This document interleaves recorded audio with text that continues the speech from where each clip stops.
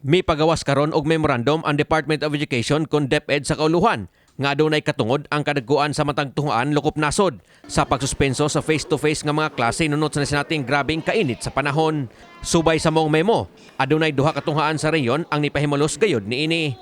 Matod sa direktor sa Department of Education DepEd 7 nga si Dr. Salustiano Jimenez nga adunay duha ka tunghaan sa dakbayan sa Tanhay sa lalawigan sa Negros Oriental ang nipatuman og alternatibong paagi sa pagpahigayon sa ilang klase gikan sa kasamtangang face-to-face. Pagpasabot ni Jimenez nga mas gitan-aw gyud sa moong mga tungaan ang kaluwasan sa ilang mga tinun-an nga di lang diha sa ilang lawak sa ringan kundi lakip na sa ilang pag-adto sa eskwelahan. Nasayran nga kadaghanan sa atong mga tinun-an ang maglakaw ra paingon sa tagstag sa ka mga tungaan hilabi na human sa ting paniudto. It's also part of the agenda that we will be tackling comes April 29 during our regional MANCOM. So we'll have our regional MANCOM this Saturday, and that is also part of the agenda that I will be tackling as to how we can manage from this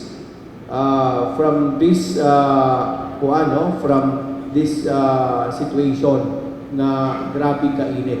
Gawa sa duha ka tungaan sa dakbayan sa Tanhay, wa pa hinoy laing tungaan sa reyon ang may suspenso sa ilang face-to-face nga klase.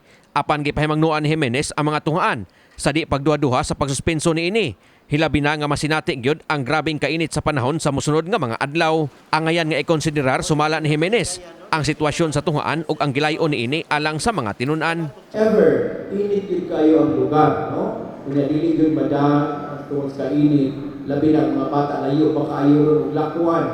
So, along the way, kung ka na sa eskwelahan, murag hayahay na sa eskwelahan, but kung layo kayo ng lakawan, no? Padong sa eskwelahan, o pag-uli sa eskwelahan niya, muagi niya, mukuan sa kaintig, sa kainit. So, we are also, encouraging them na they can use the other modality, either the modular printed, or they can either online, pwedeng TV-based, pwedeng radio-based instruction. Kini si Greggy Magdadaro alang sa My TV Cebu.